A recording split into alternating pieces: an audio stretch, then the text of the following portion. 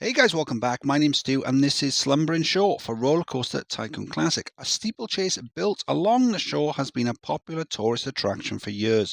You are allowed to expand this ride into a flourishing park as long as the ride and the surrounding beach remain untouched. This includes visual pollution.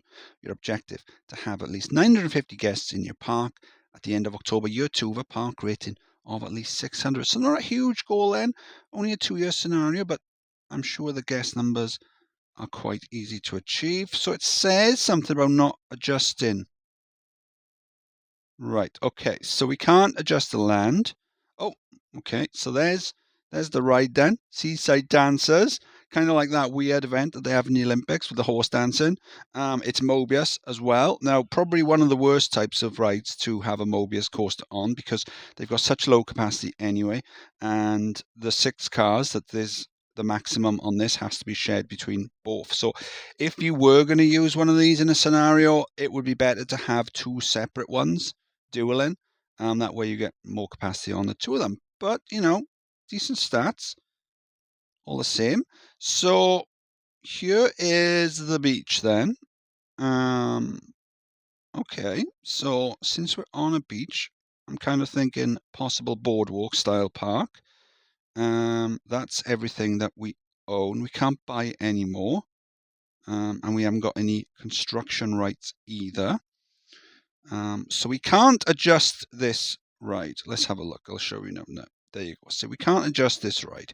But what we can do is we can adjust the pathing. So that's something I am going to do. Let's see. We've got a chairlift.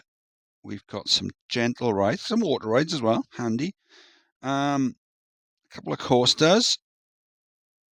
We've got some thrill rides. We've seen those. And not a great selection of shops. Right. So first thing to do, we're going to put our research into shops. We've got enough variety amongst the other rides that'll tide us over for the beginning. I'm going to research shops as I want to get a kiosk. That's my number one thing I want. After that, we'll wait and see. But for nowsies, let's just get that kiosk. October, year 1, we've got over 500 guests in the park. We've got the green arrow, so that's numbers going up. And I've chosen a theme for the park. So we've got like a boardwalk style as well. We've been researching thrill rides after we researched the shops. All of those are now unlocked. It started researching a gentle ride, but I've switched it onto roller coasters as well. So we are going to be building the coasters now that we're pretty much already there. We just need a few more rides, and if need be, we can always spam some boats down on the water. So what is the theme then? I've gone for cryptids again because I like that sort of thing. I don't believe in them, I just find them interested. And since we've got some water and there was like a horse related coaster, thought, what, we'll go for a Kelpie, which is a Scottish cryptid. It's some sort of horse water monster or something. Maybe I'll add a little graphic at the bottom explaining what these little things are. Some of them won't all be cryptids. They'll just be weird Scottish words that are kind of funny. So we've got Throne there, the Twister. We've got Bampot. That's not a cryptid, that's just a weird word. And we've got Brownie Junior Coaster just there. Since it's not a huge guest goal, I figure it might be better to have some slightly longer than normal coasters, by my standards that is, and some longer than normal queue lines as well, because we want to get those guests off the paths, because we're not going to have a huge amount of pathing, and but I don't want there to be any problems with overcrowding, because the last thing we want is for us to be at around 1,000 guests come October year 2 when we're about to finish, and all of a sudden it rains and they all get complaining about overcrowding, and then they all leave. So it's the last thing we want. And then we got some pirate ships down by there. It's not Pirate Lord, it's a Pirate Laird. And then we got Fantouche, and we've got the Highland Fling just there. It's pretty cool. So we got tons of space down here. I say tons. I mean, by my standards, with some of the tiny coasters I can build, it is tons of space. But we got space for a couple of coasters down there. And then we got space down here. So wherever I just do like boats off there, or wherever I build out like a boardwalk, I'm not sure. But yeah, let's see what we've unlocked in the thrill section. We've got go-karts, we've got a sim ride, we've already got that and that and that. So yeah, let's just crack on and see what we can do. April, year 2, and we've got a go-karts just down by there. It's called Knockhill Karts. Knockhill is a racetrack up in Scotland, and I think it looks quite cool. We got like the grid on top, just in case the cars sort of come off the track, they can't like go down and hit the guests below, and all the sort of the catch netting around the sides. So in between playing year 1 and starting year 2, I actually took my car for a service, and then I went on this big walk as well whilst I was waiting. And do you know, I do sometimes put a graphic up about leaving a comment, because a nice comment, because it does inspire me to do better stuff. And honestly, there was a comment, and I won't name them. I don't want to embarrass them, Scarlett. But there was a really nice comment about how I've put more effort into the videos and things, and it shows, and all the rest of it. And so rather than sort of just knocking this one out quite quickly, I figure I've got a plan for what I'm going to do. And so what I've done is let's see, we'll go into, what can we do? If we just put down a path, there you go. So we've got the grid showing up on there. So what I've done by putting it on pause is I've then measured out this grid onto some graph paper. Now, obviously, you can make your own or you can buy your own, but there's a website I'll link to below. It's actually done by the same guy that does a lot of the music on YouTube for videos and things. That I don't use them that often, because you've got to credit it, and it's just an extra step. But it's Kevin MacLeod's website, and he's got like loads of graph paper that you can tweak and whatever, and make it your own. So I'll show you what I'm doing, and then we can look at the rides I'm building as well. So after plotting it all out on graph paper, I was able to come into the ride designer, draw this little outline, and that gives me the total space I can use to build the coaster. So with that, then I'm able to build the start of the coaster and just do enough that I've then got some space to put down the paths, because I want to make sure I've got them down, and then I've got space behind then to finish off the coaster. So here's the finished outline of the coaster. Here are the stats for the coaster. They're pretty cool. And then I decided to go one step further and decorate the coaster as well. I think it looks pretty superb. So I've gone for like a castle style look as well. So yeah, happy with this. After that, then it's just a case of saving the ride design, coming in, and we can plonk it down. Let's rotate it down and see if we can get it lined up. There you go. Oh, now see the canvas there? That isn't showing. So that's because we've got, you can't build above tree height on this map as well. So that's a pain. So what I'll do is I'll just delete the little fences at the top as well, and we'll forget that little bit of scenery happened. And yeah, so I'll do the same with the rest of the space this side, and we'll have some really cool coasters. August year 2. Now, we've only got 822 guests and we need 950. So we are going to have to pull some tricks out of our sleeve for this one. But let me show you what we got so far. I've shown you Redcap just there. And then we got Scafach just there. And then we've got this Virginia reel just there called Wulver. There's the stats for both. Cool. And then we've got little boat ride just down there. Got a space for something there. Added a few more toilets and things as well. A lot of the guests were complaining that they were running out of cash. So what I've done is I've closed the information kiosks, because I don't want to give the umbrellas away for less than £20. But at the same time, I don't want the guests running out of cash. So if it rains, they're going to spend all their money, they're going to leave. So making our way down the shore of the loch, we've got a nice tidy size maze just there called Martin's Maze, and it's based on a legend of a daughter that went looking for something and she went missing. So the guy sent his next oldest daughter to go look for her, and then she went missing, and so on and so forth until they all went missing. Yeah. So hopefully we'll have a good couple of months and we'll do the goal. October year 2, 980 guests in the park, and we've got the green arrows is going up as well. I don't know what the fuss was all about. I wasn't worried. Were you? Okay, so we've got Peck. That's just there. Another coaster. Haven't put the number on that. I'll fix that in due course. Yeah, so we can open up the kiosks now. Can we? It's a bit risky. I think we'll be all right. We need the cash, judging by the fact that we're in the red. And we've still got a loan as well. But we'll be fine. Let's look at the stats. Nice. Cool. So I've still got a huge space down by here. So even after completing it, I figure we should maybe put something there. Use up the rest of the space and see if we can make the park look really nice. Been putting fences and stuff down as well as I've been waiting for things to unlock. Yeah, I think the park looks really cool. Got another spiral slide down there. It's called Bowbag. Yeah, you could probably imagine what that is. If you just imagine someone with a Scottish accent saying a word that sounds a bit like Bowbag. Yeah, that's what it is. Yeah, quite a fun scenario though. I'm glad I did take the extra effort to fit some nice coasters in, because I'd never have been able to build these like this in only the 1 year it was from when I was starting on this side, especially not getting them to interact in this way and get all the fences down in the shops and all the scenery and stuff like that. And you know what? Maybe if people are interested, I could put these track designs up on RCT Go, because they do look pretty cool, I think.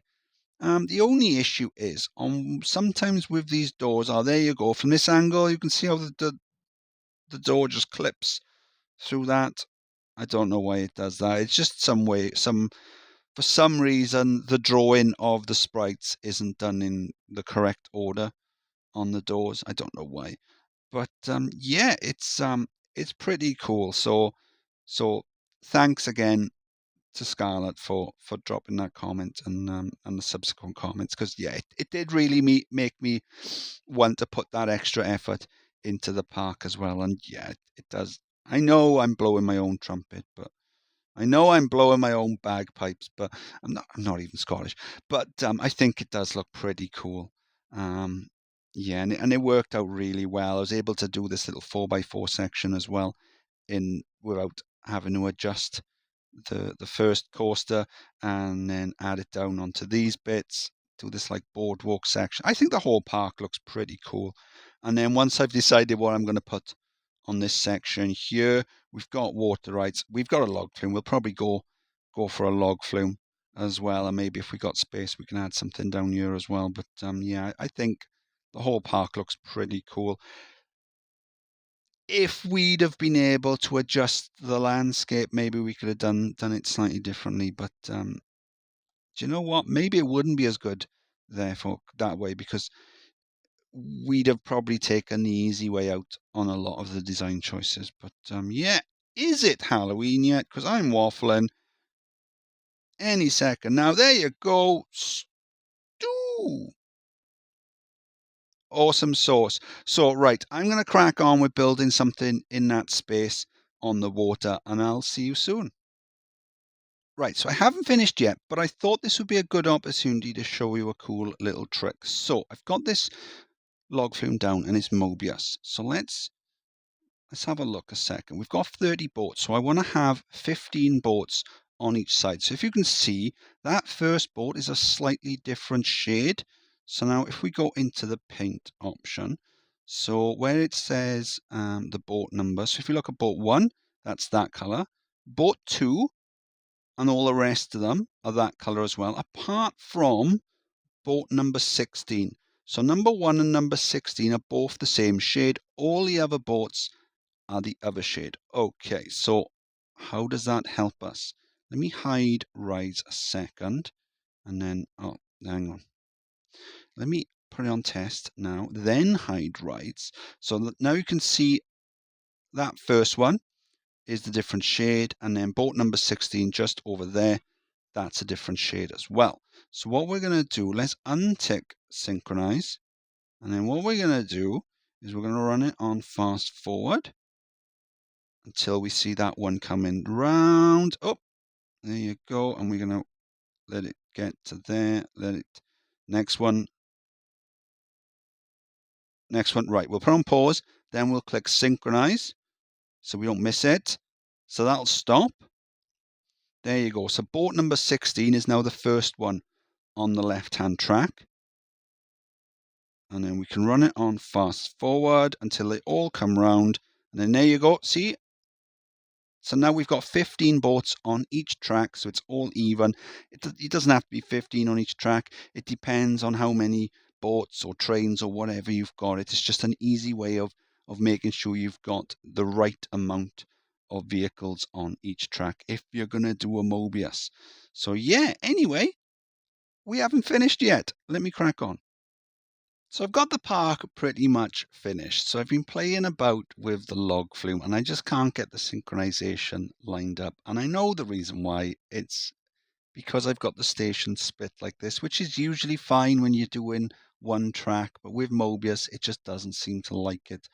So as you can see, you've got the ones on the left-hand side track are full, whereas on the right-hand side, it's only releasing one to the next station at a time, and then that's then causing the ride time to be all over the place. So what I did, and every day is a school day and all that. I've seen this happen a number of times, and I don't think I quite realize why. But if we join them both up so they're one complete station, we'll have to see how this affects throughput. But what then happens is, if we hide ride, and there you go, we put it on to synchronize like that, and we do that, it automatically releases them. So you don't really need to do that trick with the different painting of the boats. And you see that one, it just stops there. I suppose it's a good way to visualize it. And then they release at the same time. So yeah, it's a weird thing that happens. And it just means that the synchronization is slightly better. It's not going to be 100%, but that's fine. But it's close enough that it doesn't really matter. It's only a few seconds out, so I'm happy enough with that. Yeah, so that's pretty cool. Anyway, we'll open up this, we'll pay off the loan, and then I'll show you what I've done. October year 3, we've already completed the goal, but I just wanted to finish off the park as well. So when we came in then, we had this Mobius steeplechase ride, and when me and my daughter went to Blackpool, they've got 3 steeplechase rides there. Now, they don't always open up each one. It's 3 individual coasters. On RCTB, it is just listed as 1, but it's actually 3. They've got the 3 tracks on there, so it's counted really as 3 credits. So we were able to do all 3 of those. That was pretty cool. So this one then, as I said, it's just broken down. That's just typical, isn't it? So as I said then earlier, I wouldn't choose this really to be a Mobius ride because of the low amount of cars and the low throughput of them. So after that then we just built rides down here. We went for like a boardwalk style park, and then we researched, after researching shops so we can get the kiosk, we researched thrill rides and then roller coasters. And then after we did this section over here, then a few comments made me sort of put a bit more effort into what I was planning on doing for the second half. And so I traced out the outline on graph paper, and I went into the ride designer, and I used that then to plan out the footprints of these rides. And I think these roller coasters that I've got down here look superb. They really, and this one's broken down as well. But yeah, they look really cool and they interact well together. I'm really happy with the way this has turned out as well. Just before we built this Wild Mouse then, we were kind of struggling for guest numbers. We needed 950, but we only had about 800. So what I did then, a lot of the guests were complaining that they were running out of cash. So I closed all of the information kiosks. That way then, I'm not having to reduce the price of the umbrellas, but also when it does rain, guests aren't made to buy umbrellas for £20 because they will. That's just the way the game works. They will pay that if it rains, and then they'll run out of cash and then they'll leave. So it was a good way of doing it. I put down some extra toilets and some staff and things like that as well, just in case we won some awards, or because that'll help as well. And then after that, after we completed it, I had some extra space, so we've put down a swan ride just down, but they haven't bothered naming it. And then we've got this log flume, which I've already kind of shown you. It's called Knuckleavy. And then we've got just down here, we've got a little canoe ride, and we've got saltier rings as well. Saltier is the type of flag design where you've got like a cross in it, not a sort of a horizontal cross, but a diagonal cross. It's like Scotland's got one, Jamaica's got one, possibly Florida. I can't really remember, but there's a few flags, and that design is just called a saltier. So yeah, I think the park looks pretty superb. I'm just going to wait until it stops raining and then we can do the outro. So this was another great park from Terra Henk, then part of his Terra Henk scenario pack, and I've been really enjoying these so far. Hurry up and stop raining so we can show you what's going on. Yeah, so this particular park, it had, not only were you not able to edit this ride, it also had, you couldn't alter the ground, and also you couldn't build above tree height. I wonder if we can delete trees. I don't know. What if we plonk one down where kind of... Can we delete trees? Yes, we can. Okay, that's cool. Just wanted to test that out because I wasn't sure. Anyway, so this has been Slumbering Shore. I am Stu. If you enjoyed the video, please like and subscribe, and I'll see you on the next one. Bye.